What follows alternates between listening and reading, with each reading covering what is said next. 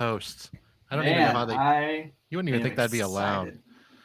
That should Yeah, be and Jesse, forbidden. Hey, Jesse, Eric, Space Mike Coast. from the space. Good to Jesse, see welcome. everyone I popping know. in. Just Oh, got here a we go. notification that we're live. Catherine, Tammy and John are Hey, on Kevin. Catherine's YouTube. That's confusing. Welcome, guys. Hey, Yes. super excited. Live Q&A, and I cannot wait Yep. to do it. One of my Dave, favorite. how are you doing, man? I couldn't be any better. If I was, I'd be twins, man. I'm killing Yeah. it. I'm exhausted. I'm not gonna lie. I'm guessing you are too, because we're pushing. We're pushing. That's how we grow, people. That's how we grow. Jordan's Not got his exhausted. monster. I got my liquid energy. I've got my Propel, which doesn't All give me right. any energy, but it's Probably much better for needed. It's you. much Yeah. needed.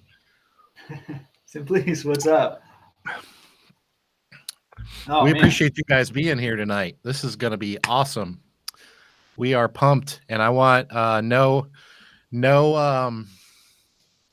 what's the word I'm looking for? I'm missing the word. No pressure. No pressure, guys, but last month was our best one yet. Oh, And man. I'm not Yeah. saying that because it was on my channel.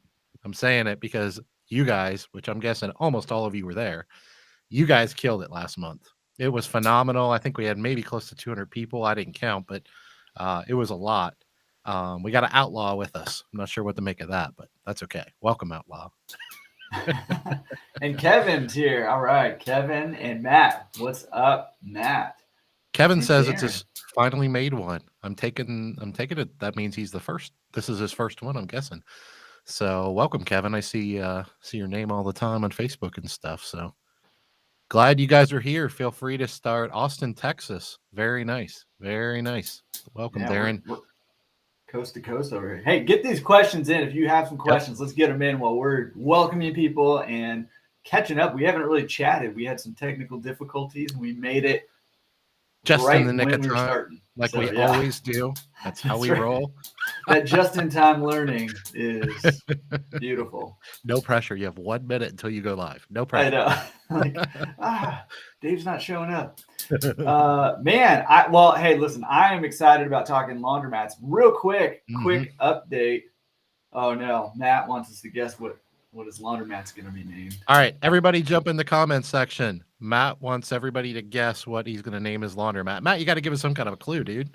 You can't just give us. How about I've got it. How about whatever street, Coin Laundry, I like Smith to think Street, it's Soapy Senorita because that's the one I wanted to go with, and Soapy somebody needs to Senorita? take it.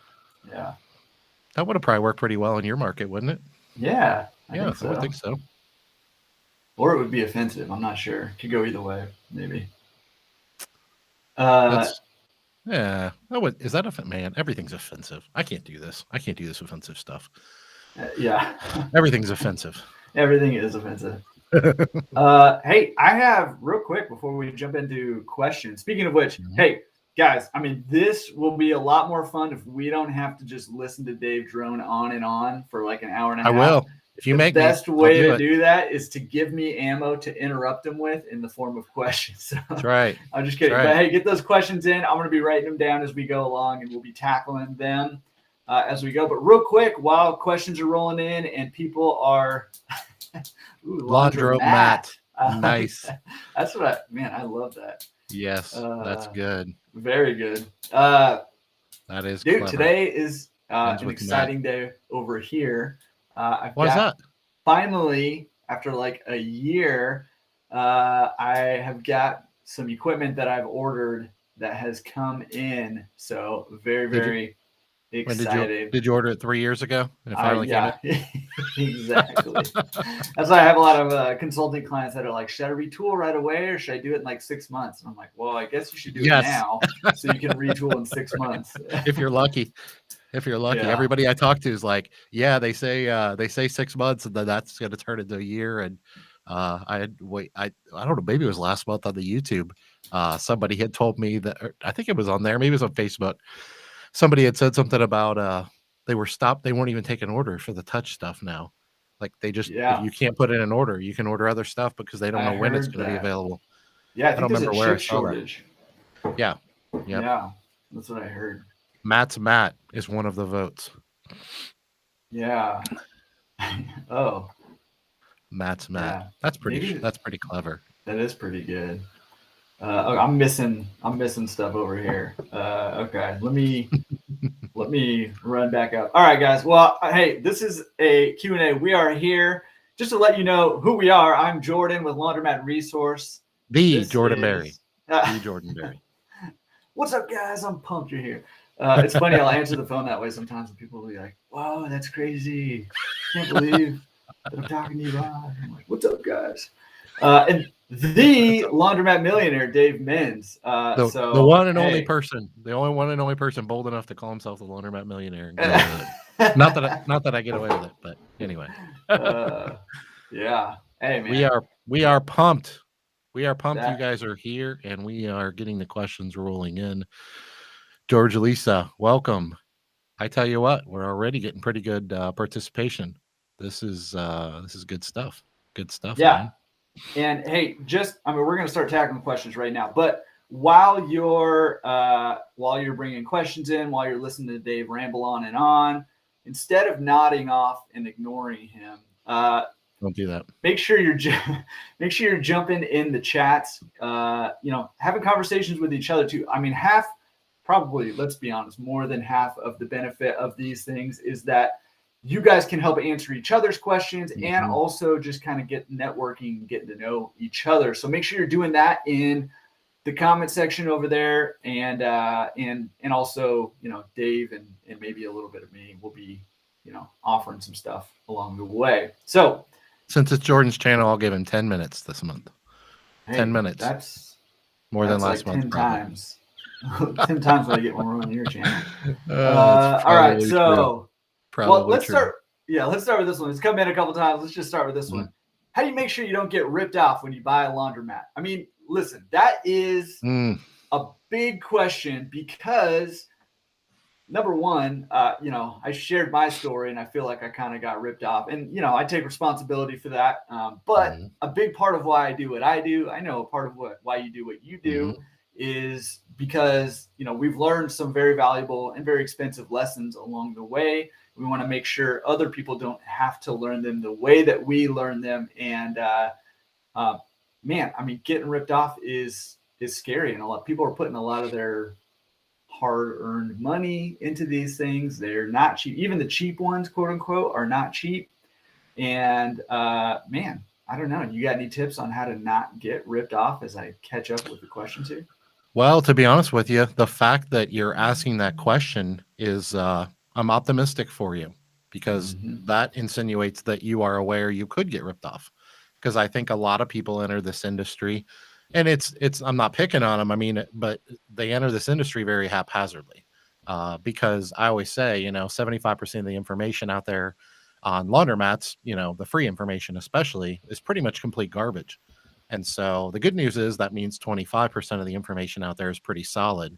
So what I tell people is, if you stick to these three platforms, meaning the Laundromat Millionaire, Laundromat Resource, and the CLA, you're going to get pretty solid information. Does that mean everything any guest on my podcast says is golden and accurate? Well, no, of course not. Our podcast guests have their own opinions. But we like to believe, me and Jordan and the CLA, we try to do a pretty good job of putting out solid information that's credible and reputable. And so that's a good place to start. There's a million things I could go into. I always point out the book that the CLA sells, which is they changed the name of it. I think it's just Today's Laundromat. It's on the CLA store. It's a great resource that I bought 12 years ago now, and it's phenomenal. Jordan has all kinds of templates on his website. He has a forum on there where you can connect with people, laundromatresource.com.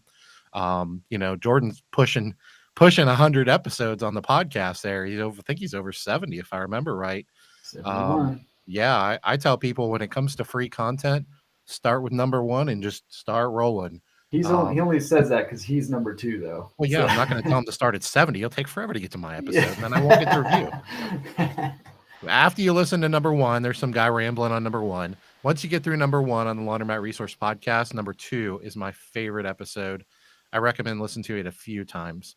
But that's a good starting point. But the reality is, you can never stop learning. We can never stop learning because the industry is always changing. So I think that's a really good starting point. The last thing I'll say too is just take your time. And I know this is kind of like a common sense answer. Take your time. It's kind of becoming sort of a coin phrase in the industry nowadays. But spend a few $1,000s on your education before you spend a few $100,000. I've had clients come to me, and I know Jordan has too. I've had coaching clients come to me that have, basically just lost $400,000.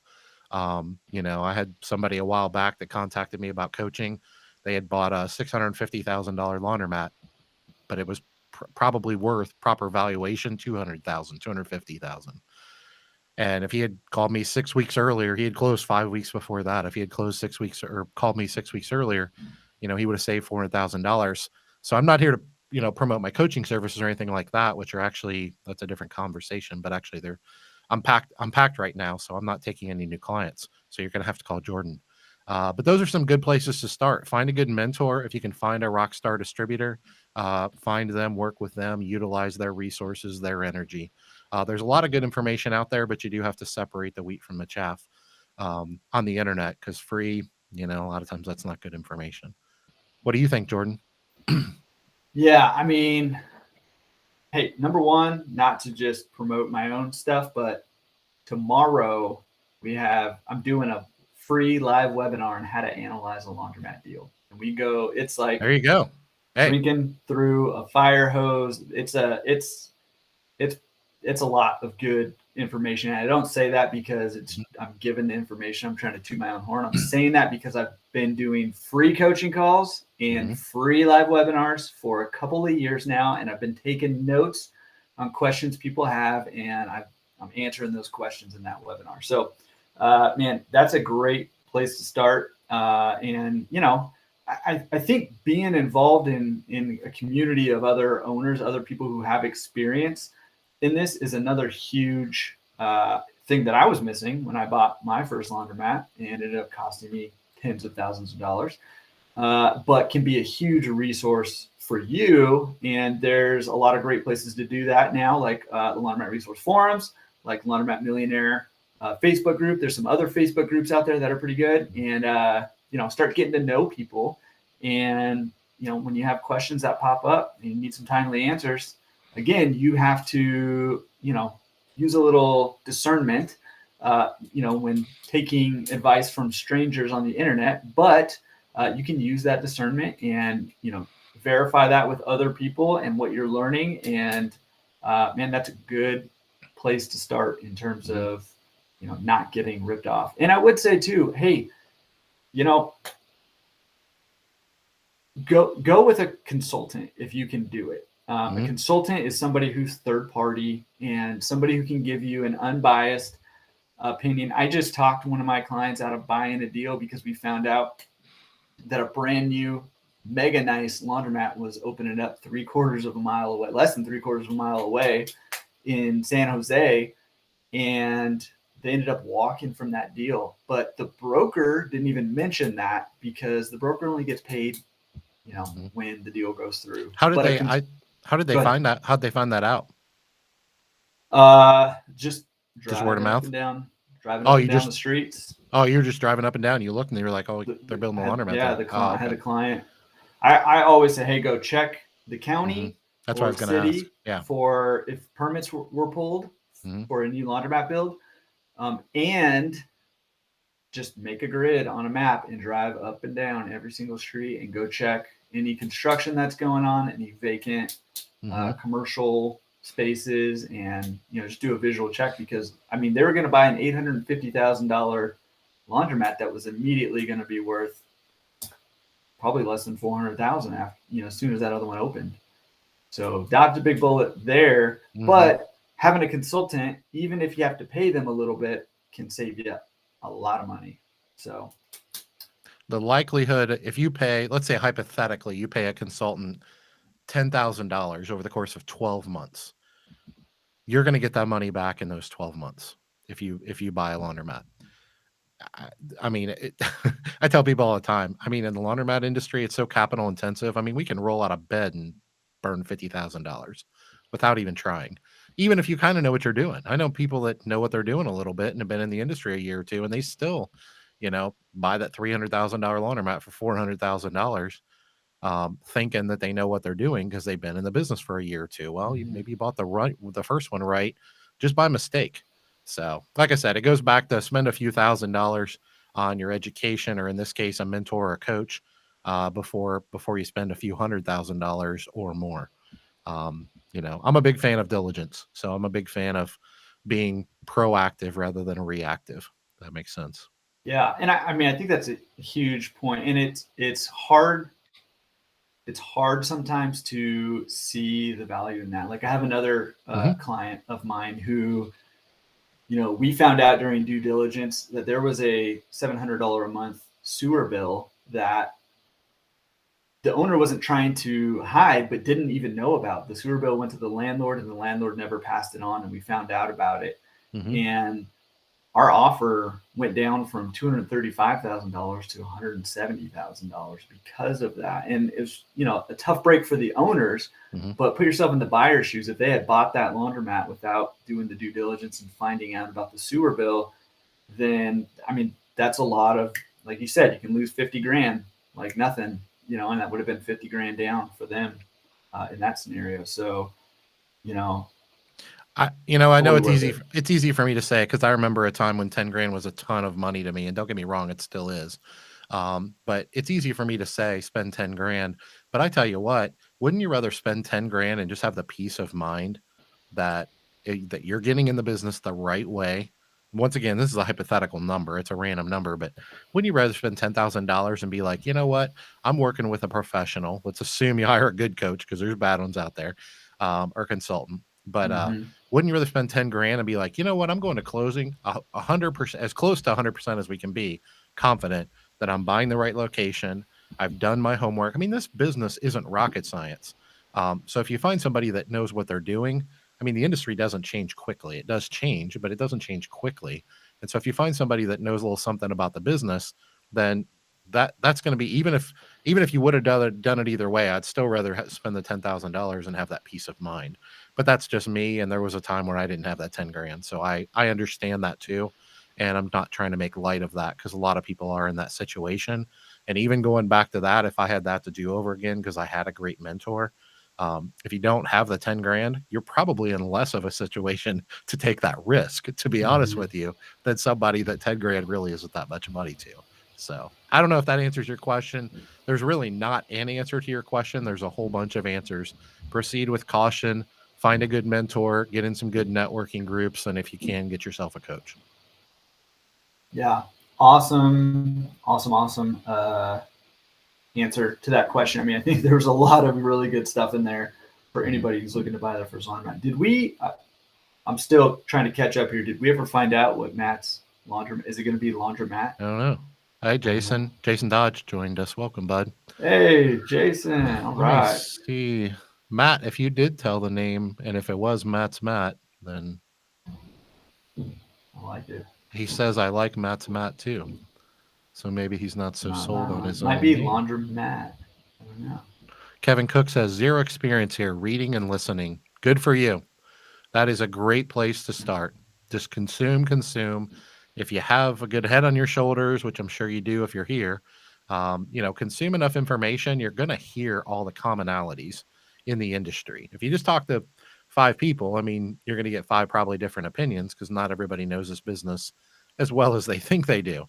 And I'll just leave it at that. But consume, and eventually you're going to see a lot of commonalities in the information you're consuming.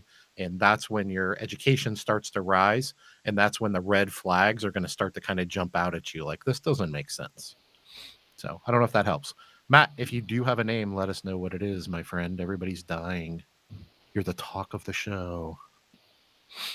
That's right. All right. So, nice. A lot of all right, Andrew Cunningham. All right. Hey, Andrew Cunningham and I are doing a webinar in, I don't know, a few weeks. You can check it out at laundromatresource.com/events. which will be really good. So, okay. So, we got how not to get ripped off. Hey, first of all, there's quite a few people in here who are opening their first mat. I saw that Kevin has a new build out that is opening this week. That's huge. Congratulations to Kevin. That's a really big deal. Those build outs can take a long time, and it's very financially and emotionally draining to go through a build out. So huge celebration. But let me just encourage you, Kevin, that the work is not over when you open the doors. That's when the work just starts. So don't let off the pedal right off the bat. You got to get those people in there, and you got to get them to develop the habit of coming to your laundromat. That's what it's all about, right? So building out a laundromat, awesome first step. It feels like a huge first step because it's like a monumental effort to get there, but don't let off the pedal. I just wanted to give you a little, pump talk on that because, man, I know it can be emotionally and financially draining to get to that point, but keep going, man. Keep going. Opening the doors on a retool, a remodel, a new build. That's not the finish line, folks. That's a starting line. And that's not really information that, it's not something everyone wants to hear. It's not fun to hear it necessarily because you're pretty exhausted a lot of times by the time you get to that point, but you got to push forward. That's when the fun begins. And my mentor told me that early on. I left the closing to buy my first store, which wasn't a build, but it was run down. I left the closing and I called him. I said, it's official. I own the store. I'll meet you there. We had already made arrangements for him to meet me there the day of. And he said, I'll see you in a little bit. He walked in the door, shook my hand, said, congratulations, and said, be under no illusion that you've done anything. Now is time to work.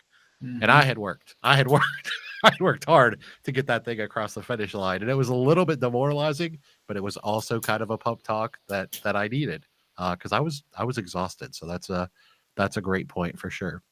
Yeah. A lot of talk about Andrew Cunningham in here, and I'm just going to throw it out there.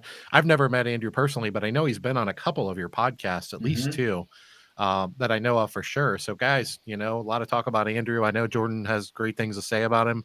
I've watched the podcast, clearly knows the industry, been in the industry a long time. So if you're just wanting to learn more about the industry, go check out those podcasts. He gives a lot of good information in those podcasts. And then if he is someone that you want to contact about consulting, I guess he does that kind of stuff. So a little bit of buzz for Andrew there.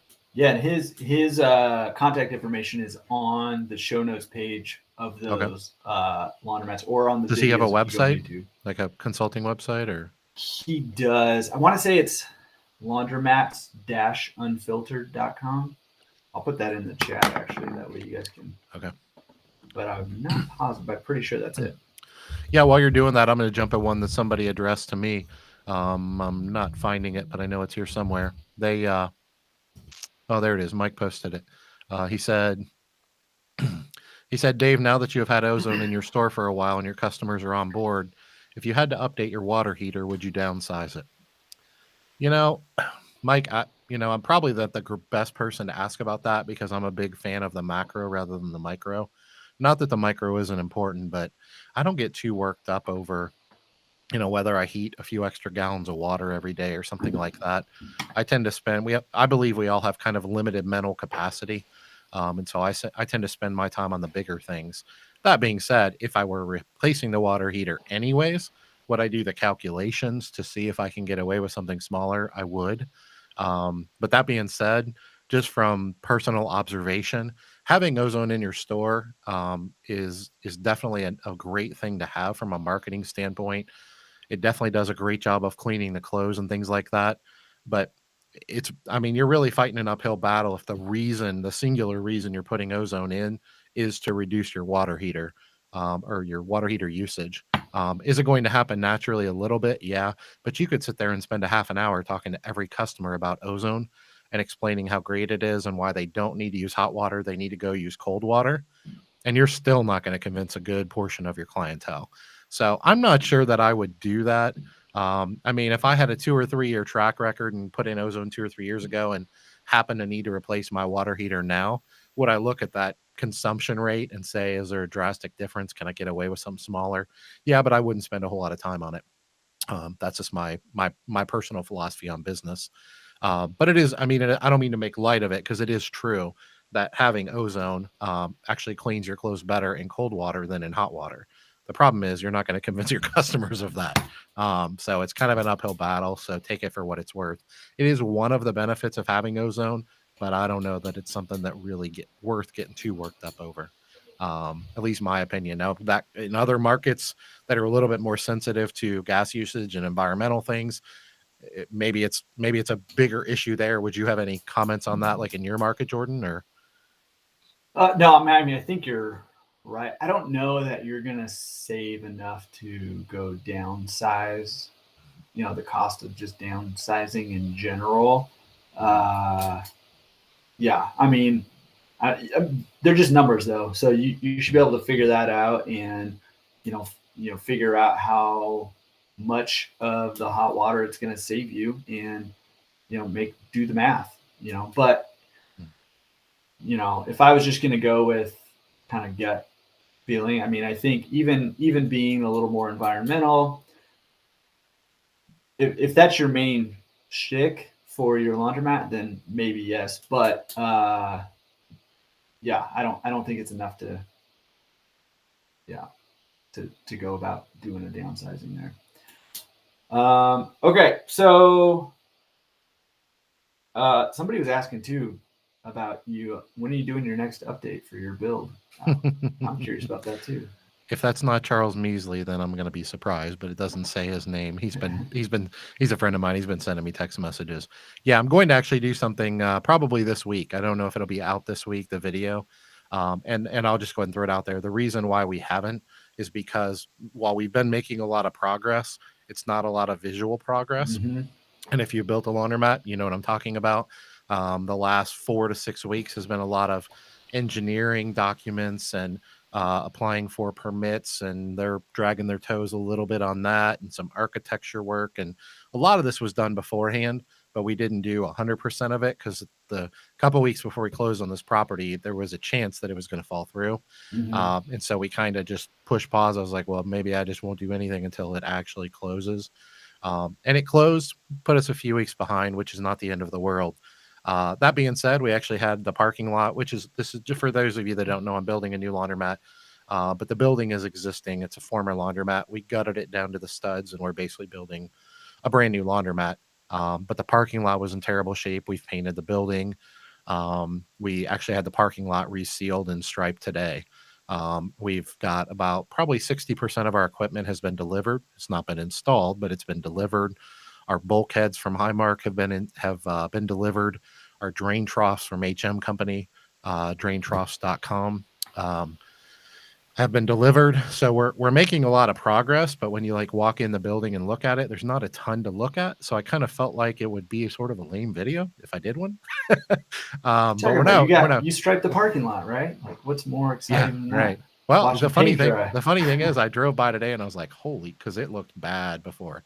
It's an asphalt parking lot, and they hadn't done any maintenance, no sealing, no striping, not even cleaning out the weeds from the cracks, nothing in probably 25 years. And so it was rough. And I mean, it looks, as far as a parking lot can look, it looks amazing. So anyway, so yes, I will be doing a video shortly, and there will be quite a bit of stuff to cover. But when you look in the inside of the building, it doesn't look drastically different than it did 5 or 6 weeks ago. So, but thanks for following along, because the good news is now that we're kind of seeing the finish line and getting the zoning people out of our way and stuff, all my contractors and me, I mean, we're chomping at the bit. So I'm going to have some really cool videos on a probably weekly basis where we're just really hammering it. So we're hoping to be open sometime in mid-November. So we'll see if we'll see if that happens. 6 weeks or so. Yeah, that's right. So we'll see. But thanks for asking, and I appreciate you following along. For sure. Yeah, I know how that goes. Doing house remodel and stuff. My wife was kind of following along on Instagram, posting stuff, and then it was just like nothing was being posted. People were like, "What happened?" And she's like, "Well, they're like wiring stuff and running plumbing, and you can't really even tell anything's different. Just like construction side stuff." Yeah. Okay. So somebody asked, how much capital does it take to start? How much should you have? in order to start in the laundromat business? Doesn't take any capital. It's free, guys. Free. It's free. You don't need any money. It's totally free. Cool. All right. Well, the next question. Next question. The answer is it depends. I'm sorry. It depends. I'm sorry to say that, but you can get into the industry. Jordan has a couple great videos. I don't think they're podcasts. I think they're just videos of him, but they're on his podcast, or maybe they're just on his YouTube channel. He has a couple good videos on kind of getting into the industry on the lower end of things as far as capital. So, I mean, I'm an example of someone that got into the industry. I had $30,000 in cash, and it had taken me 5 years to save that up to get into the business. And I bought a really dumpy laundromat for like 85 grand and borrowed 70 of it. Put 15 down and then put the other 15 in improvements to the store and leverage myself to the hilt. So that's my story. So the answer is you can get into the industry pretty inexpensively, but you're really buying a project. You're buying something that's going to have, it's going to have a lot of deferred maintenance. So could possibly be losing money, which mine was when I bought it, my first one.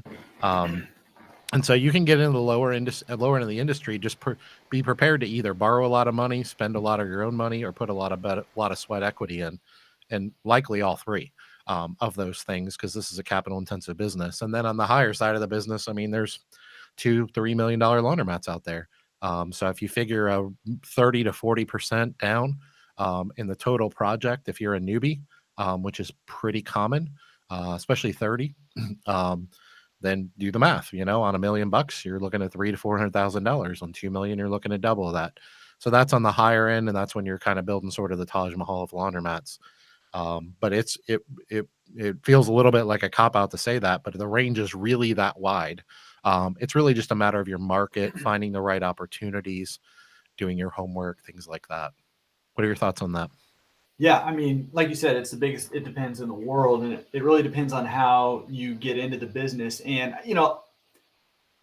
to a degree, I think you're right. There's all of those things. You're going to be spending a lot of money and a lot of sweat equity and all that stuff, depending on how you get in. But I found that there's kind of this inverse relationship with how much money you have versus how much time and sweat equity you need to put in, right? Mm-hmm. So if you have, definitely. If you're a plastic surgeon in Beverly Hills and you have a bunch of money, you're just trying to put it into a business, to get some cash flow on it, and you don't really even need it to make you a ton of money, well, you can buy that $1 million laundromat, and it's gonna be probably relatively turnkey, and it's probably gonna have relatively new equipment, so it's gonna be relatively low maintenance.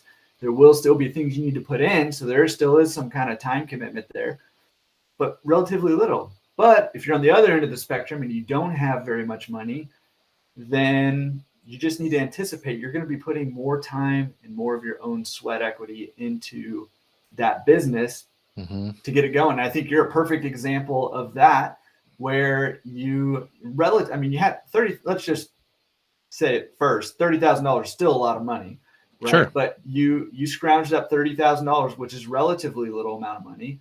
And you talk about it all the time. You went before work, you worked your 9 to 5 job, and then you went, and sometimes longer, and then you went after work, and you did that for a lot, like years, like not like 4 years. I did that 90 to 100 hours a week. Yeah, for 5 years, 4 years, so 5 years. A little bit of money, a lot of sweat equity, and now probably knowing what you know now, there may be some ways where you could have shortened that timeline. Some of the stuff and that's kind of what we're talking about with the, consultant or mentor track too, collapsing timelines and reaching levels of success that you're trying to get to much quicker. But if you just want to go at your own, just know there's an inverse relationship. If you're planning on, leaving the rat race, leaving the 9 to 5, but you really don't have any money right now, that's fine. You can do that. And laundromats are a vehicle where you can do that. You just need to know you're going to have to work a lot harder than other people who have more money on the front end to get to that point. And it might take a little bit longer, if that makes sense. Yeah, I think most of these conversations are either or propositions. So like in my example, I hate fixing things. Like I knew I could, but I didn't want to learn how to fix my own equipment. I wanted to be in a financial position where I didn't ever need to. I could always afford to pay someone to fix my equipment. So I would rather stay at my job that I didn't hate. I didn't love, but I didn't hate. I'd rather stay at my job an extra year, 18 months, build up some more cash, increase revenue a little bit more, have a little bit healthier business. And so it was an either or proposition. Could I have left my job earlier and taken money out of the business? I could have, but it would have required me to work in my business, which I didn't want to do. Now, there's many, many people. I mean, I was already doing it, but I didn't want to do it any more than I already was. I liked my job, but there's many people that don't have another job, or maybe they got laid off, and so they need to work in their business. And so every situation is unique and different. How you get there is really just determined by numbers. And I mean, a perfect example too is if I was a single guy who was 22 and living with 6 roommates and my rent was $100 a month because we divided it 6 ways, I wouldn't have needed much to live on. But I was married and I had a family of 3. I had a newborn at home when I bought my first laundromat, and a toddler and a 10-year-old. And so, we did cut our living expenses a little bit to help out, but we weren't willing to just sell everything and live in a box. We had a lifestyle that we were trying to maintain. We didn't need to grow it, but we were trying to maintain it. And so that's part of the factors. It's part of the it depends is how much are you willing to sacrifice? What are you willing to do? How long are you willing to do it? You said it a minute ago. I think it was with the water heater comment. It's just math. Well, I mean, business is just math. Even your personal expenses is just math. And you can manipulate those things on both ends of the spectrum. It's just a matter of do you want to work more or sacrifice less? Do you want to sacrifice more or work less? That there is no right answer. The answer is it depends, and that's why we keep going back to that.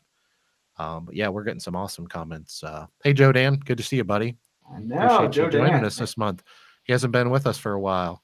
I know. It's awesome. Yeah, Jason Dodge says, and I'm going to take a little liberty here. I know Jason recently built a laundromat. That's a beautiful laundromat. And he mentions credit cards, 401k, owner financing, and line of credit on the house. I'm guessing, I don't know, maybe you do. I think you're a little closer with Jason than I am. I'm guessing that he's saying he did all of those things he did. to get his new store open. Yeah, and that's not uncommon. Yeah. If you're interested in how to get into a business when you're in a tight situation, you need to go listen to Jason's episode on the podcast. I can't remember off the top of my head what number it is. I don't know, Jason, if you remember, but man, his episode is awesome. And he made it happen. That's like the epitome of making it happen. So yeah, really, really good. Here's one for you, Jordan. Yeah. Stacy Renofola says, are you guys finding that the sales price on mats are inflated right now to go along with the longer order times and increased prices on new equipment? Yeah. Yes, absolutely. I'm doing so many, like too many consulting calls right now every single week. And I'm looking at all over the country, urban areas, suburban areas, rural areas, East Coast, West Coast, Best Coast, middle where nobody really pays any attention to, Midwest where nobody lives. Yeah. But man, everywhere I'm seeing inflated prices. And I think a big part of the reason, a couple of things. Number one is, when people looked around during COVID, business closed, laundromat open, intriguing.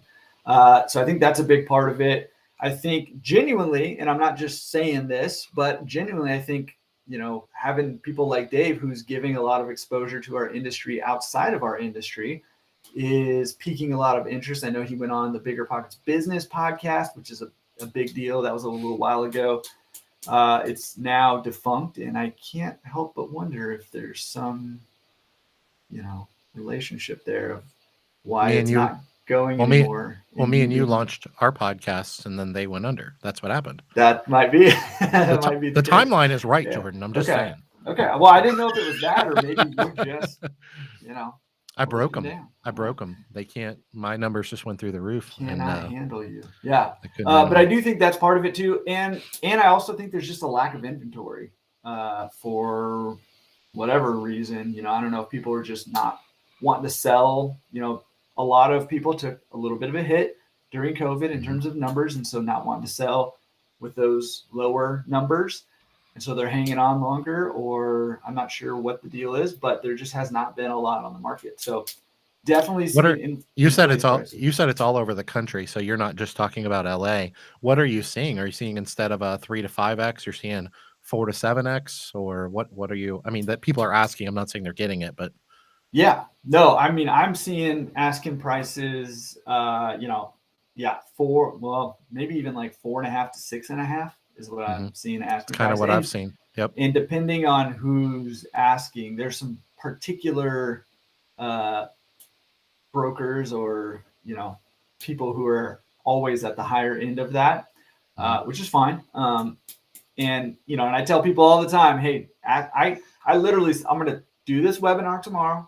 During the analysis webinar I'm doing tomorrow, free live webinar, I will say you can ignore the asking price. Just ignore it. It's irrelevant. It means absolutely nothing. And usually it's just a negotiation technique, right? So whatever that asking price multiple is, the real question is, what returns are you willing to live with, right? And if you're willing to live with the returns you can get at a 6 times multiplier, then you can pay a 6 times multiplier. If you need 20% return on your money, then you can't go higher than a 5 times multiplier. That's just what it is, and you just have to find a deal that's going to fit that. So, but yeah, I'm seeing 4.5 to 6.5. Most of it, even like older machines and all that will be in that 4.5 to. Do you know if they're getting that? Usually, well, it depends. And I mean, kind of going back to, you stole my answer. Yeah, always it depends.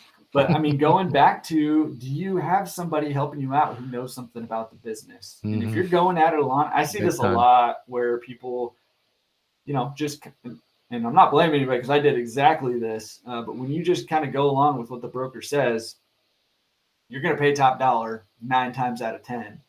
Unless you happen to get a good broker who has a bigger, longer term vision of your relationship with them. That's really what you want to look for. But yeah, I mean, I'm seeing some people paying, upwards of that. And, hey, if you can sell your laundromat for that, more power to you. I tell people when the environment we're in right now, and we don't know if it'll last forever, but I think COVID definitely impacted it. And I think people like me and you, not just me and you, but people like me and you, bringing a visibility to the industry of how great of a business this can be if done the right way.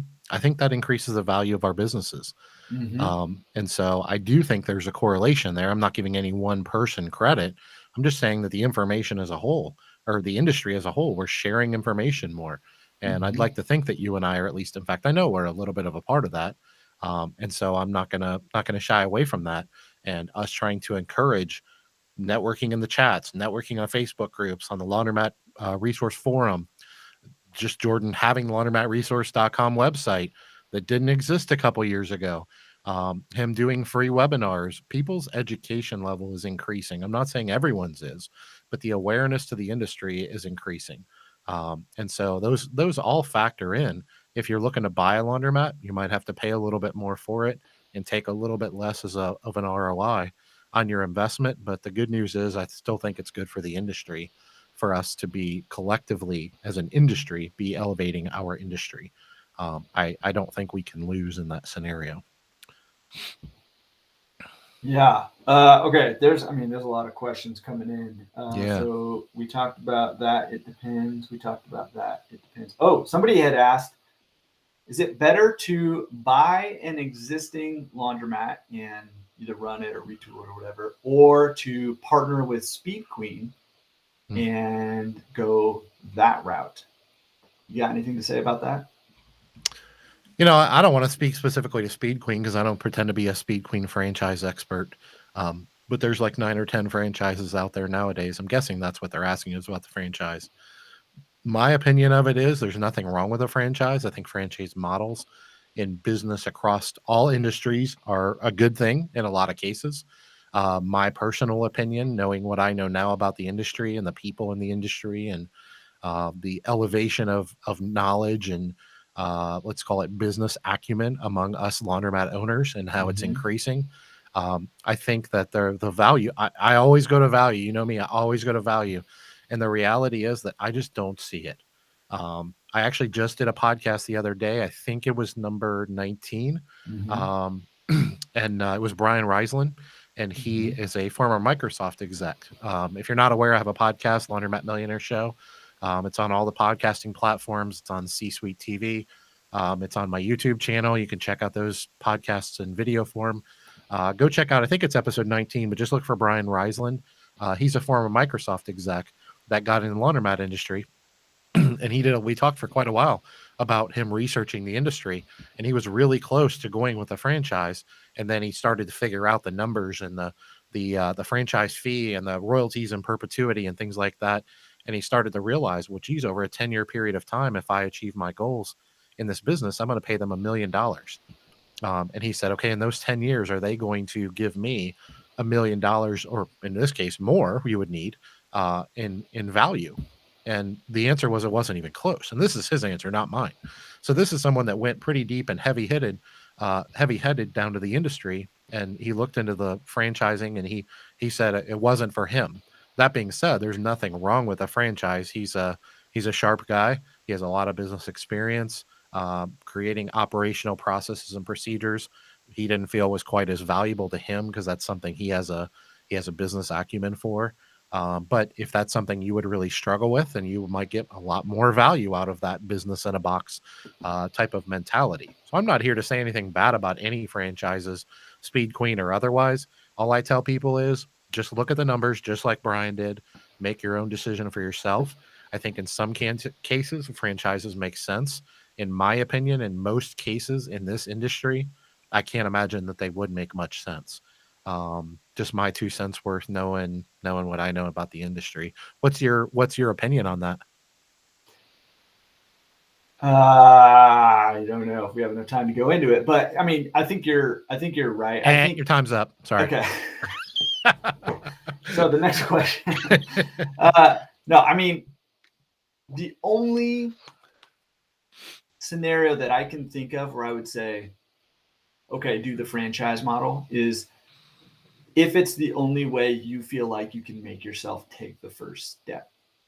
If you are like overcome with fear or anxiety about buying your first laundromat and you feel like you need some kind of safety net, even though it's not really a safety net, but if you feel like it's going to help you take the action that you need to take to get your foot in the game, that's the only scenario that I can see having a franchise maybe be worth it.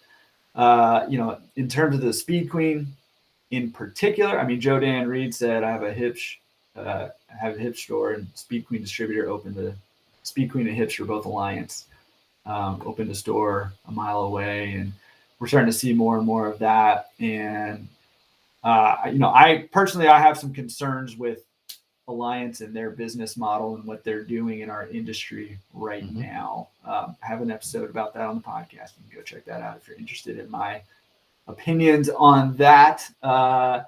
So yeah, I would say, hey, you know what? I don't know where the value is either, other than if you're too scared to do it on your own and you can't do it with a consultant, you can't do it with a team of people around you. Okay, like if that's the only way you're going to take some action, go that route. If not, I don't really see the value in it either. $1 million. $1 million. That's a lot of value. It's a lot of value somebody's going to have to bring. I mean, we just talked about $10K for a pretty good mentor, right? And once again, I'm using an arbitrary number, but let's multiply that by 5K, or I mean 50K. In Brian's case, and he wasn't Speed Queen, but I'm not going to get into it. But the franchise that he was talking to, I'm guessing he talked to more than one, but the franchise fee was the fee alone just to get started was 50K. To get on the wait list. To 50K just to get on the list. That's right. Then the rest of the 950 was going to be what he would pay in royalties and things like that. So once again, you can probably hire yourself 2 or 3 rock star coaches and mentors in the industry and take your time for 5 or 6 months. And I mean, I don't know what else to say other than that. Like, I think you're going to be way ahead of the game. But just the important thing to know is regardless of what route you go, take your time. Take your time, work on your education, because It's amazing what you can learn. This business is not that complicated. It's not easy, but it is simple. And if you just take your time and work with people and really network hard and get involved in groups like this and take advantage of resources like the Laundromat Resource Podcast and things like that, you'd be amazed what you can learn in 6 months without spending very little money. But if you're willing to spend 10, 15, $20,000, I mean, you're going to be really far ahead of the game, in my opinion. Yeah. Yeah. Thanks for sharing all that. I mean, I think I get that question all the time. So, I mean, I think that's a great primer for anybody kind of thinking through that and where that might be worth it. There may be other scenarios that I'm not aware of where it's worth it, but I just, I don't know. Okay. So somebody was asking about doing pickup and delivery, and they want to offer dry cleaning, but they don't want to actually own a dry cleaners. And so what, do you have any advice for somebody wanting to offer dry cleaning, pickup and delivery? How do you partner with the dry cleaner? Is there an arrangement you need to have? Do you need to have a contract? What can you tell us about that? Yeah, I do that personally. I've been doing that for about 3 years. And once again, not rocket science, but the key to the whole thing is having the right partner. Just like people that trash partnerships and say they're terrible. Well, they probably had the wrong partner. I know people that, and I'm not a partnership guy myself, but I know people that get in partnerships with the right partners and they love it. They love everything about it because they can leverage and scale themselves in their partnership. So there's good and bad in everything, but yeah, I think it all comes down to, what you're going to do is you're going to find a local or a local dry cleaner, first of all, that's willing to wholesale, because a lot of them are not. A lot of them want that full retail margin. And they think that if they do wholesale work for you, that they're now doing wholesale work rather than retail, because they think that you're taking money out of their pocket. That's business that maybe not would have, but could have went to them. So the first thing to understand, and every market's unique and different, but the first thing to understand is that a lot of dry cleaners aren't even interested in doing wholesale work. They want that full margin business. They want the retail business themselves. So that's the first fee, is just finding somebody that will do wholesale work. The next one is finding someone that does it well, which is a very difficult thing to do. You find somebody that actually it's important to them, because if you take the first two things and you take them off the table and you find a dry cleaner that wants to do wholesale work and will do it, it's still going to be their least priority, meaning that they're going to rush. You're not going to get the quality. So it's a lot. It's really easy for somebody to jump on here and say, just find a local dry cleaner, wholesale it out to them, and don't do any of the work and collect all your profits. And in a perfect world, it would be that easy, but it's not. And the last thing I'll say is, if you find that person, you got to manage that relationship. You have to let them know that you appreciate that partnership. You have to let them know that the value they bring to your partnership is important to you. And it can be little things and big things, like taking them out to dinner and stopping by and seeing how they're doing, and things like that. But it's really all predicated on finding them. You ask about contracts. I don't have a contract. We have a pricing agreement, but we don't have a contract between me and the distributor, or between me and the dry cleaner. I'm sure most people do, but I found a perfect dry cleaner, and we have a relationship, an agreement, I would say, that works for us. And it's a perfect situation, and I'll share it. They do our wholesale work at 50% margins. And so I told them, I said, whatever your retail price is, because they also do retail work. I said, whatever your retail price is, I need your wholesale price to be half of that. And I'm going to charge the same retail prices as you. And my point within that was, I'm not going to beat you up on price. I want you to make money, but I'm also not going to undercut you. So if I can get, a perfect example in investing in that relationship is, we're in the same market. We're both in Cincinnati. And I do pickup and delivery. So we cover pretty much all of Cincinnati with pickup and delivery. And I could very easily say, well, they're doing it for 50%. I can mark it up 25% and still undercut them by 25%. Well, how long do you think that relationship's going to work out? So, I mean, you got to be a little bit smart about your partnerships, because if you build I don't know if substantial is the right word. Dry cleaning is kind of a dying industry, but if you build a substantial relationship with a wholesaler, knowing that the things I just talked about, how hard it is to find and build that relationship, and all of a sudden they drop you like a hot rock. What are you going to do? You don't have any dry cleaning equipment. So it's not easy to find, but when you do find it, treat them right, appreciate them for the value they bring to you. And it can be a great thing. It's been fantastic for me. In fact, I don't remember what episode, but if you go to the Laundromat Millionaire show, which is my podcast, I did an episode with my dry cleaner, which they wholesale to us, and we talk about our relationship. I think the episode is called Thriving in Dry Cleaning, is like the tagline. But if you just go look up the Laundromat Millionaire show on any podcast platform or on my YouTube channel, you can find that episode there. And we talk about our wholesale relationship a decent amount. What do you have any thoughts on that? I know you don't do dry cleaning, right? No, I don't. Yeah. Yeah, I don't. Have you interviewed anyone on the podcast that does it well and got into that much, or not really? No, I can't think of any that you have. No, I mean Kent Wales, but he does his own dry cleaning. So yeah, not really actually. I haven't really touched on it too much. But I mean, everything you're saying, I could not agree with more, which, is, do good business, right? And like don't beat people up and don't take advantage of them. Like if you're trying to, outsource dry cleaning, you need to be, don't be undercutting them. That relationship's not going to last. But on the flip side of that, you also need to make sure they're doing, they're representing your business. When you partner with somebody like that, they, the quality of their work is going to reflect on your business more than it reflects on their business, because the customer doesn't see your relationship with that dry cleaner. So yes, treat them correctly, but also hold them to a standard and make sure that they are delivering the, the value that you at the standard that you want to hold as part of your business. So it kind of goes both ways for that. Yeah, no, I totally agree. And that's episode 11 on the Laundromat Millionaire. I was looking that up real quick. Episode 11 on the Laundromat Millionaire. The dry cleaning one. Yeah. Yeah, the dry cleaning one. Awesome. Thank you. Well, listen, man, if I can interrupt your program for a minute here, I have an announcement. Is it okay if I made an announcement on your channel, dude? Yes. Especially since it involves you, man.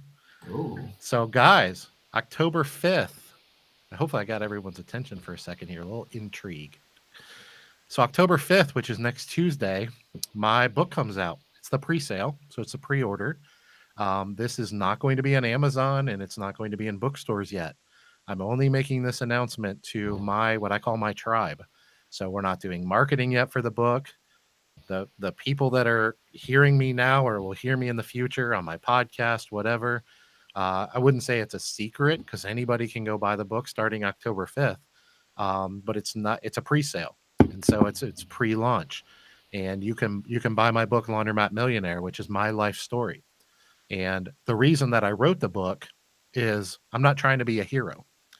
What I'm trying to do, what I mean by that is I'm not trying to brag. Instead of trying to be a hero through my book, what I'm trying to do is be a guide. So I'm trying to guide you. I want you to learn from my experiences, good, bad, and ugly. And I want you to get value. So we just talked about all the things that having a good mentor and coach. I had an amazing mentor. He was my equipment distributor, still is to this day. Steve Millman of HM Company, phenomenal human being, one of my very good friends. And I talk about that relationship and the value, but I also talk about how I found him. And I talk about my journey we talked about the 4 to 5 years of blood, sweat, and tears, working 90 to 100 hours a week, how I turned 30K into multimillionaire status and all the things in between. It's my life story. It's my journey. And so I'm excited to share that with you all. And the reason I am is because I know it will help you.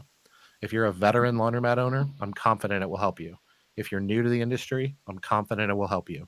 And that's really what I want to do, is just promote that message that me and Jordan are all about, which is just bettering the industry, sharing information, tips, tricks, and ideas with each other so that we all can be stronger.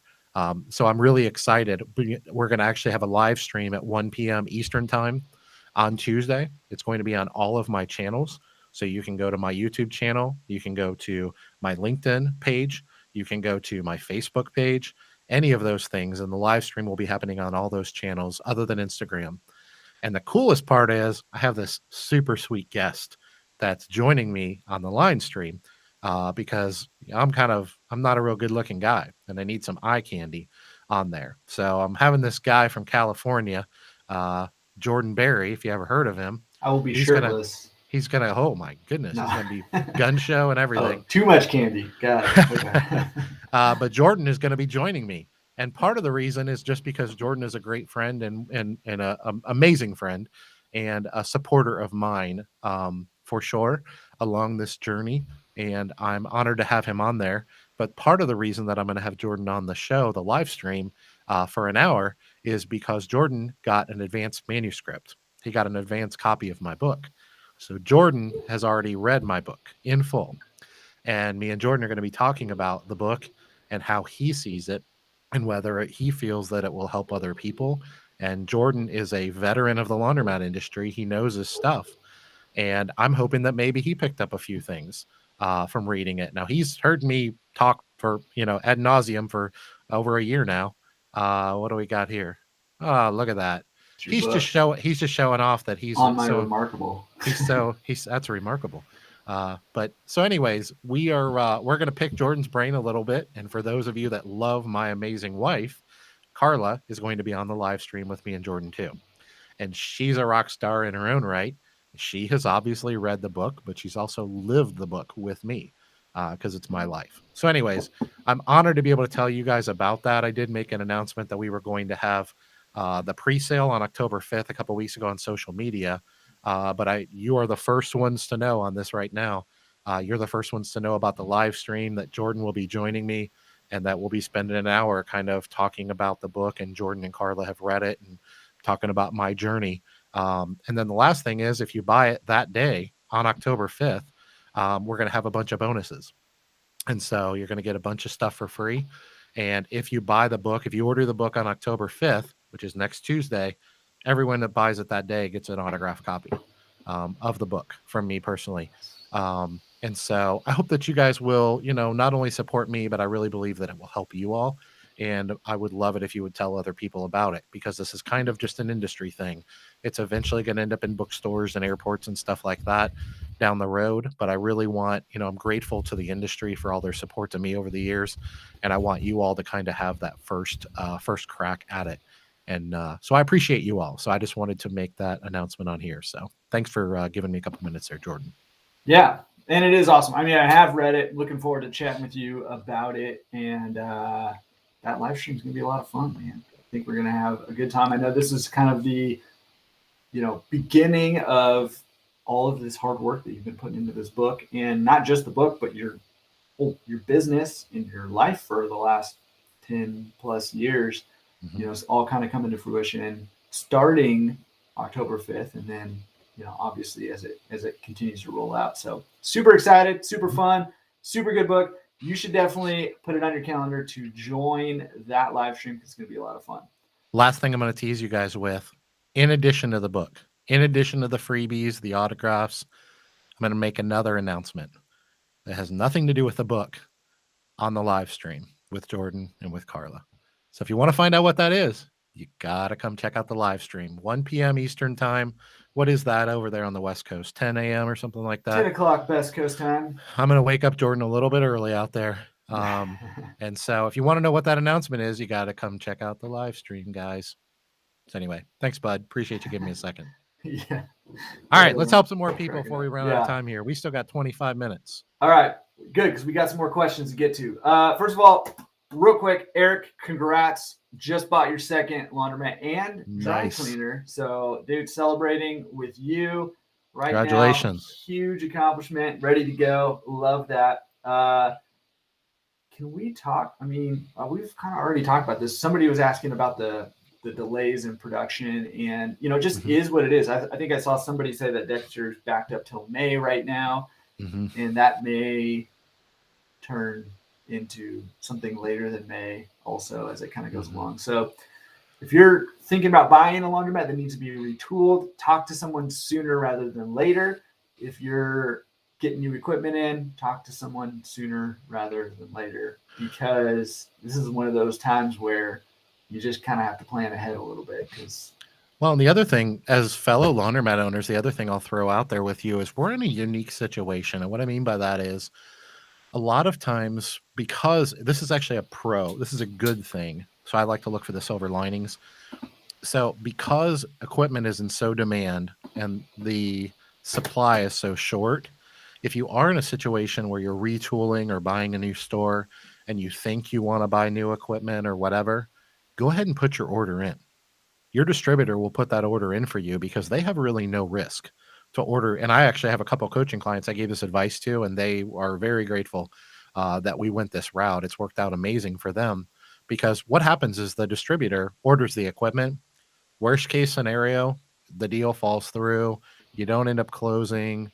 I don't know, whatever happens and you don't need the equipment, that distributor will happily take that equipment because they can sell it because the laws of supply and demand are so tipped away from them that having, let's say hypothetically 10 60-pound washers in their warehouse that you ordered, that you wanted, and all of a sudden now you don't want them anymore, they can sell those in 5 minutes and make some pretty happy customers right now.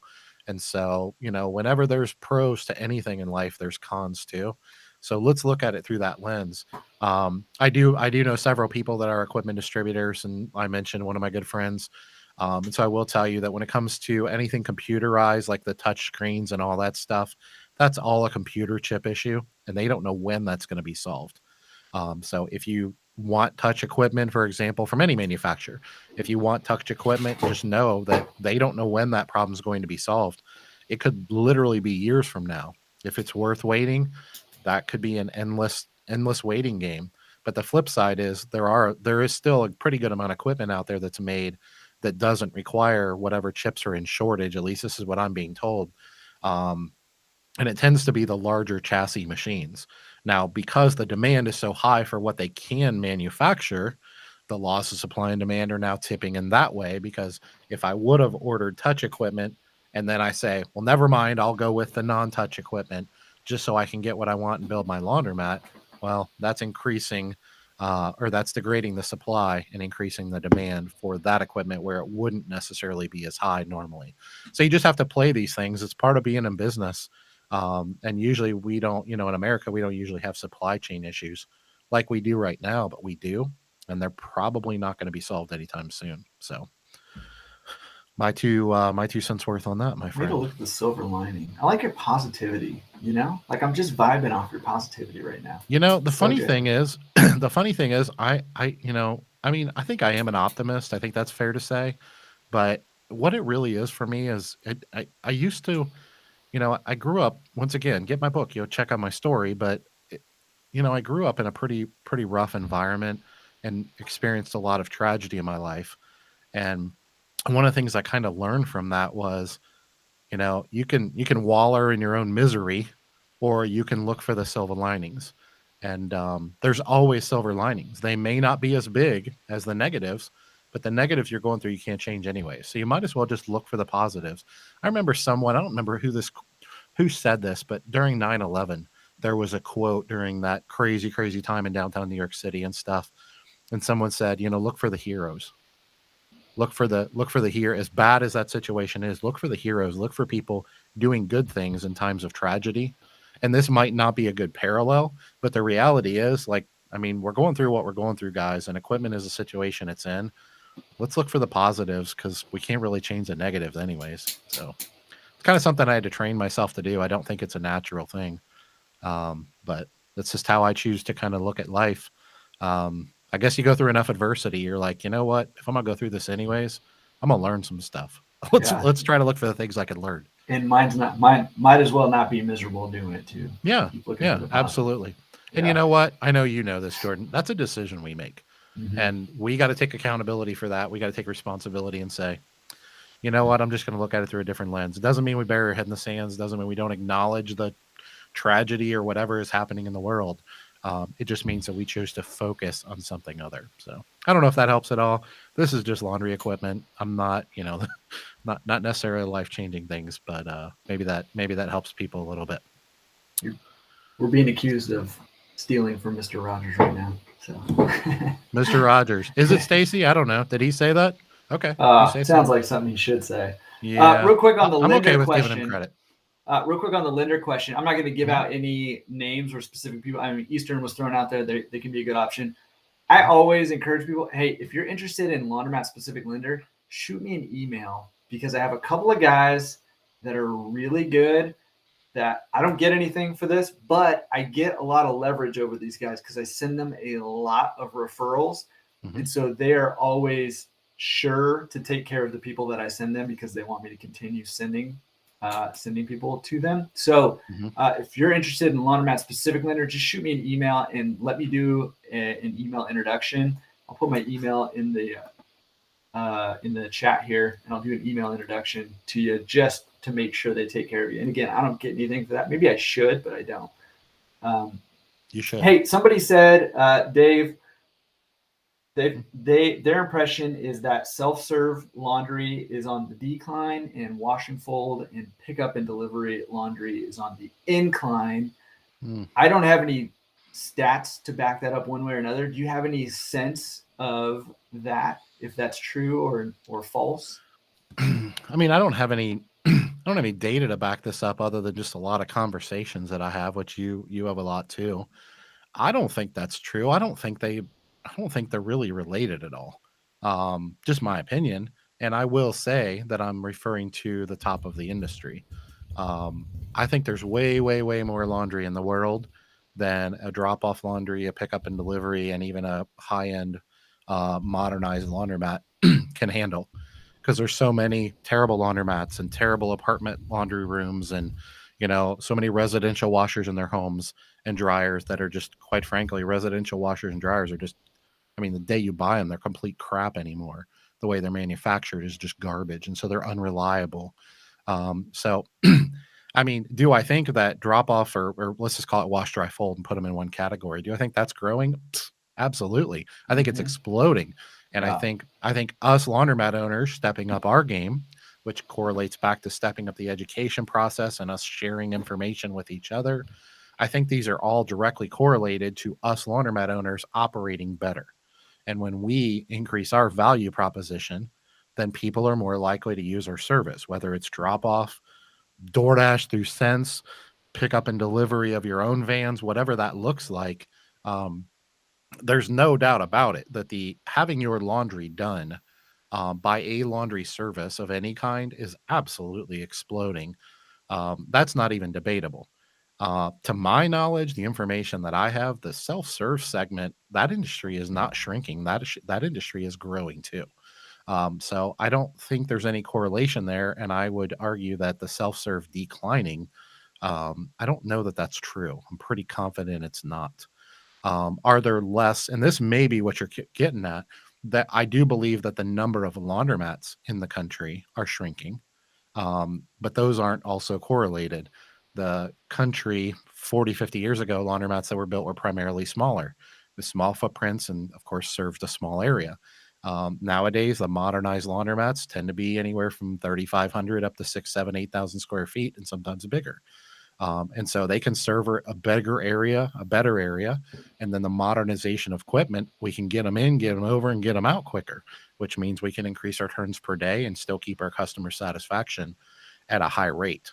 So when you take all those things into account, I don't think they're correlated at all. I think that was ultimately the question that they asked. And I don't think self-serve is dying at all. I think the bad self-serve laundromat operator is dying, as they should. So let's kill them. Not literally. Wow, that got graphic, man. Lynch mob, love it. I will get my pitchfork.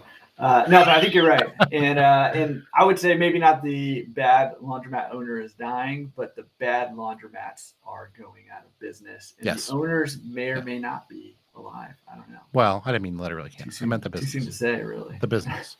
Yeah, no, I know. Kishore, I just want to let you know I saw your issues with Laundromat Resource and that you were having problems resetting your password. So I will check in on that for you. I just want to let you know. Card, coin, app, what's the best payment type? Oh, geez. You're just picking a fight, aren't you? The answer is it depends, guys. It depends. Every time. Why did they even come to this? Whatever questions you have, just put it depends in there. It depends. I'm gonna go have dinner. Have a good night, guys. Yeah. Yeah. I mean, it really does depend. And the reason what I tell people, and this is my recommendation, is I think your market matters. So I'm a Midwest guy. but I have a ton of conversations with people all over the country and have for 12 years. So I'm aware that not everybody has this Midwest mentality, but let's not also pretend that everybody has that New York City, LA mentality where they want everything on their phone 5 years ago. Because I mean, the country, I always refer to our industry. I'm talking about self-serve now because we're talking about payment systems, but I always refer to it as sub-markets, and I know you do too, Jordan. And in LA, I know you refer to like a sub-market as like a half mile, sometimes even less than a half a mile. But in some markets, a sub-market could be 10 or 15 miles if you're kind of in a rural area.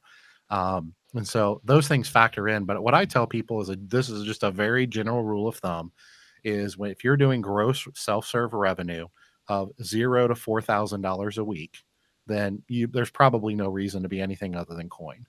Now, when I say coin, I personally am not a fan of quarters. If you're using quarters right now, there's nothing wrong with that, but I would be looking for a new solution. And if you're just talking staying coin, then probably just want to evolve to dollar coin and just make sure that you can get them from your bank because it's a very easy solution. Dollar coin is a true win-win for the custom compared to quarters. Dollar coin is a true win-win between the consumer and the business owner. You both win. That's the real quick answer on that. Prepaid cards, there are many, many systems, what they call loyalty cards. There are many operators out there in the country that will swear by them, and there's a reason for that because there are ways to run those systems in a very efficient way. Things like Luke Williford does the half, buy half, or what is it he calls it? He's got a name for it. It's the I don't know. The double your dollars. Yeah, double your dollars. Double your dollars. Where like he'll open a new store with his card store or whatever, and he'll, if you put $20 on a card, it gives you 40. He'll do that temporarily to get people used to using the card system. So my point is, there's promotions and ways that you can kind of, I don't know if manipulate is the right word, but encourage. Yeah, incentivize. Thank you. Incentivize people to use a card system, and that can be very useful. And then there's phone pay, and the same thing there. You can incentivize people by giving them incentives to buy extra credits on their phone app. And then obviously there's hybrid systems out there. So what my general rule of thumb is $0 to $4,000 a week in gross revenue. You can probably get away with being coin. Anywhere from 4 to 10,000, you probably need to be hybrid in most situations.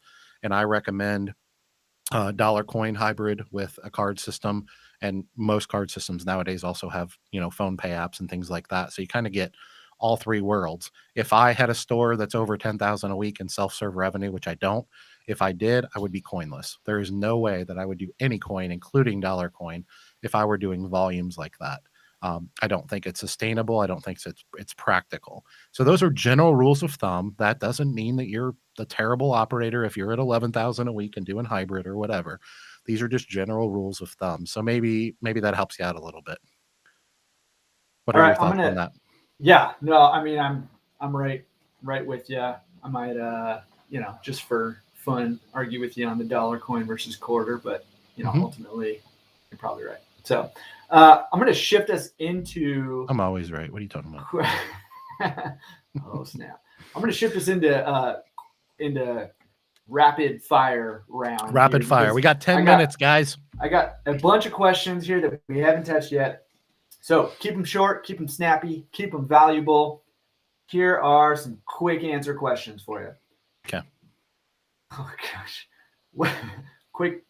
What are some marketing techniques that have proven success? Digital marketing. Do some digital marketing and go check out. I don't know what happened to my camera. It just got all blurry. Yeah, you're blurry. Go check out. I'm better looking blurry anyways. Everybody else, especially my mom. Come back. Hey, look, I just got better looking too. Look at that. Man, you are better looking blurry. Go watch. Now it won't focus on me. I just messed up my camera. Go watch Dave's video on using a professional marketing company. But digital marketing seems to be the best. In terms of those, Facebook tends to be pretty good. Google can be good, especially with you're still blurry. Pick up and delivery or wash, dry, fold. Google could be good. And I've heard a couple people now say they're having really good success with Instagram, which is really just Facebook marketing. But Dave's gone. Oh, now you're real good looking, Dave. That's the best you've ever looked, to be honest. Bam. Oh, he's back. Reset the camera. Yeah. So, and I saw there's a lot of stuff going on in the chat there. So go check on that. and You email asked marketing, the marketing guy. which I still think that email marketing is by far the least utilized, biggest upside marketing potential for laundromat owners, especially if you're doing a drop-off service or pickup and delivery. But even if you're just doing self-serve, I think email marketing can be a great opportunity, but it does take a little bit of work, and you can automate a lot of it, but it takes some work on the front end to get it set up and to get it set up correctly. So something worth looking into. What's an example of that? What's an example of that? Like Uh, using, because you're talking about like self-serve, drop off, pickup and delivery, whatever. yeah. So I mean, first of all, you got to collect email addresses to build a list. And actually, I was looking at a laundromat just today with a consulting client who the laundromat's actually coming with a list of 4,000 customers. Wow. And so there's a lot of different things you can do with that. Number one, just being in their inbox and reminding them, hey, especially if they're pick up delivery or something like that. Hey, we have, don't forget, it's Mother's Day coming up. Give your mom the gift of free laundry. Here's a double your money for the whatever your promotion is, that you can do for that. Just reminding people that you're around. If there's even, you can even get as general as, hey, this is happening in the community. Don't miss out. We're going to be there, or, that kind of thing. But really, you can do promotions that way. You can offer things that way. You can even sell through your email marketing if you have things to sell. So, I think this is rapid fire round, so I don't want to get too much into the details, but maybe I should, or you should, or we should find somebody to make some content on that, because I do think that that's a huge opportunity that we're missing out on as an industry. Yeah, I agree. We should talk about that more. All right. What about a monthly subscription model for doing laundry? Would that work? I don't know anybody that's had success with it. I know a handful of people that have tried, and I have my hypothesis on it. My hypothesis is actually, you didn't mention if it's self-serve, but I'm assuming that's what you're referring to. My hypothesis is actually the same as like a buy the bag subscription for pickup and delivery. And what I always say is, this is just my opinion, so don't attack me, guys. My opinion is that I believe in value proposition, and I believe a win-win relationship between the business owner and the consumer. We both want to win. We want to make money. They want to get their product done, but they also don't want to pay for more than they use. And I'm not a fan of that in our industry. And the reason why is, whether it's using a large machine versus a small machine in a self-serve environment, or doing drop-off laundry we have a lot of questions by the bag. Sorry. What it boils down to is, if you do a subscription service, someone is getting ripped off. If you do fill a bag halfway and you pay $50 for it, then the business owner is getting ripped off. If you fill it up with 80 pounds of laundry and you're paying 20 cents a pound, or I had that backwards, the consumer is being ripped off if the bag isn't filled up. And so it's not a win-win. It's not a true exchange of value. So I'm not a fan, is what it boils down to. Somebody has to lose. Yeah. I don't like win-lose situations, especially in a business relationship. But even in like a negotiation, I don't really like that. Somebody asked about Pbi Laundry Consulting. I know those guys personally, so shoot me an email if that was you, jordan@laundromatresource.com. I would love to tell you about those guys. You just talked about price per bag. When's a good time to find a mentor? When in the process of buying a laundromat is a good time to find a mentor? What do you think? I think the easy thing to say is today, but since we're doing quick answers, what I would tell people is, at a minimum 45 to 60 days before you close on a laundromat. What I always tell coaching clients is, you can do an awful lot of research and a lot of homework and a lot of reading and diligence. As long as you don't sign anything, you don't take action, you don't close on something or put a deposit down, then you can't really do yourself much damage other than just wasting a little bit of time. But when you start making definitive decisions, like putting offers in, or God forbid, closing on a laundromat without having the knowledge base, either paying for it or having it yourself, then that's a dangerous thing. So somewhere in that window, between when you decide to do something and when you actually do something, somewhere in that window. Yeah, and real quick for me, I would say, after you've done some homework, you can't hire a consultant expecting them to educate. It's not going to be cost effective for you if you expect them to educate you along the process. So do your own education, and when you're ready to take action, that's when you bring somebody on board. So similar to what you said. Are pickup and delivery margins 40 to 50%? Is that what you should be looking at? No. I mean, once again, every situation is different. If you're just what I call dinking and dunking, if you're just doing pickup and delivery, you got one van and, maybe you're in LA and you do it 2 miles from your store. You're not, in other words, you're not trying to grow this robust business. Yeah, you could probably get away with margin, something like that, but I'd say that's definitely the exception rather than the rule. Typically, it's about 30 to 35% if you're like in a route-based business. And by the way, in the first year or two, you can pretty much expect to either break even or lose money. So don't expect to just buy a van, go out and pick up 100 pounds of laundry and have a 30, 35% margin.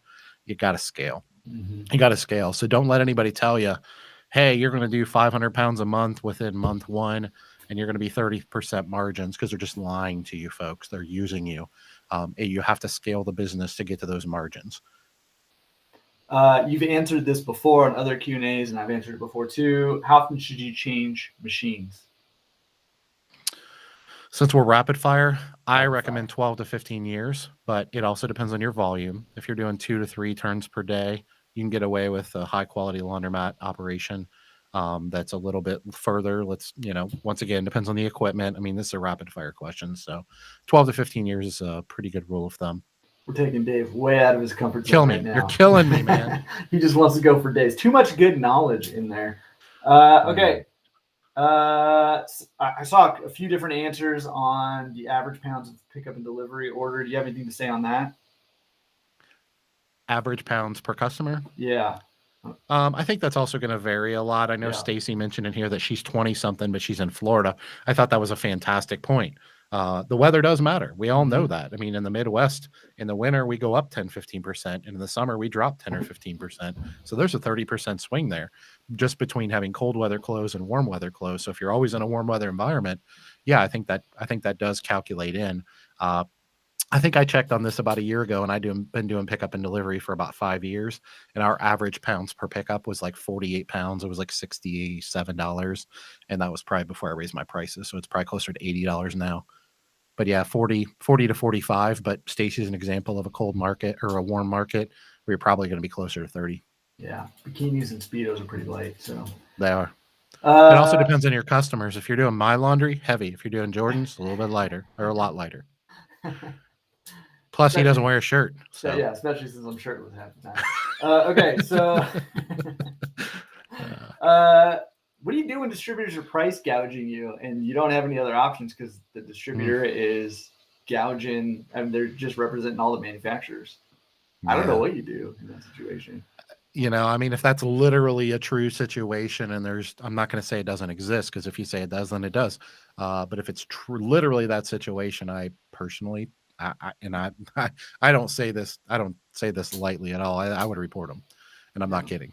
And I don't say that lightly. If that were really happening, I think that as a general rule, us consumers, just generally speaking, we tend to jump to this price gouging conclusion when it's usually not a true fair assessment. But I'm not saying that in this case. But I mean, we all know, like, if you truly have a distributor, the services like Cincinnati, where I live, for example, and they absolutely have a distributorship over every, let's say, the 7 major manufacturers, that situation could exist, and that is what I would do. All right, rapid fire. We have 0 minutes and 2 questions left. Should we all just rip off the Band-Aid, get rid of our top loaders now, or should we ride them out until it's time to replace them and replace them with something else? That's why you said rapid fire, right? Rapid fire. We have 0 minutes, 2 questions. This is one. We should not all do that. The answer is it depends, and everybody should make decisions based on their education, their market, their consumers. But to assume that all top loader or all laundromats should have top loaders in them is equally as flawed of a mental exercise. How about that? Yeah, I agree. And I think make a good business decision. Yeah, go back to the numbers and make a good business decision. If you need help with that, find a good consultant or another owner or the Facebook group or something like that, someone to help you make a good business decision. Yeah. Don't ever let somebody from North Carolina tell you in North Dakota that you should never have a top loader in your store. I mean, in a Facebook group, and then and that be the be all end all, and that's how you make decisions. Guys, we got to be better than that. Yeah. All right. We have negative 1 minute. Last question. Remote ownership. Should you do it? Should you not do it? Holy moly, you're killing me over here. It depends. Let's end it on that. We've answered that question in almost every single live Q&A. So go check that out. It's possible. It's difficult. Maybe not recommended unless you're in certain situations where you have an on-the-ground partner or something like that. You got to have a solid operating partner, guys. This has been awesome. You guys have been awesome. Awesome. Man, thank you so much, not just for your questions, but thank you guys for engaging. Again, I say this all the time. That's my favorite part. You guys' conversation over there and helping each other out. Super, super cool. So thank you guys again for joining us. Hopefully you found some good value in there. Dave, as always, you are an all-star. Appreciate you, man, and all the information and insight that you bring. And a lot of fun, as always. Thanks, man. Thank you, bud. I appreciate you having me here. And guys, we will do this again next month on my channel, Laundromat Resource Channel. And in the meantime, I hope to see you guys at our live event because we're going to be giving away some cool stuff October 5th at 1 p.m. Eastern time. And if you don't come to see me, come to see Jordan Berry because he's going to be there. I appreciate you guys. Shirtless. And the last thing I'm going to throw out there, what's that? They want you to be shirtless? Whatever, dude. As long as both of us, right? No, nobody wants to see that. Nobody, including me. I have, and it's ugly. No, and the last thing I'm going to add, guys, is we hope you will come back and do this with again next month because we love doing this. But tell other people. I know every single one of you know laundromat owners, and we're not here to sell anything. We don't have any ulterior motives. We're just here trying to elevate the industry, help you guys, and help each other in the comments section. So please do me a favor, do us a favor. Tell your friends that are in the industry, people that are interested in the industry, put it in your Facebook groups or whatever chats you're in, or if you talk to people offline, if you have lunch with people in your market or whatever, all these things happen in our industry. Do us a favor and tell people about this because we don't have any ulterior motive here. We just want to help people. The more people we can get in these groups, the more we can help each other. And that's really what about elevating the industry is all about. So yeah, thank you so much. Last thing I'm going to leave you with is go take some action this week. I say this all the time, but you're never going to achieve whatever goals you have unless you take some action. So you're doing the learning here. Keep learning, keep researching, and then go take some action on it. So find something in here that you can take some action on, big or small, and go take some action this week. Get closer to your goals. All right, guys. Absolutely. We will see you next month for our 12th live Q&A. That's like a full year we've been doing this starting next month. That is. That's kind of crazy. Kind of crazy. Thank you, guys. Appreciate you being here. Jason said we're not wearing pants right now. Maybe not. You'll never know, Jason. We'll leave you with that. Bye, guys. See ya. Take care, guys.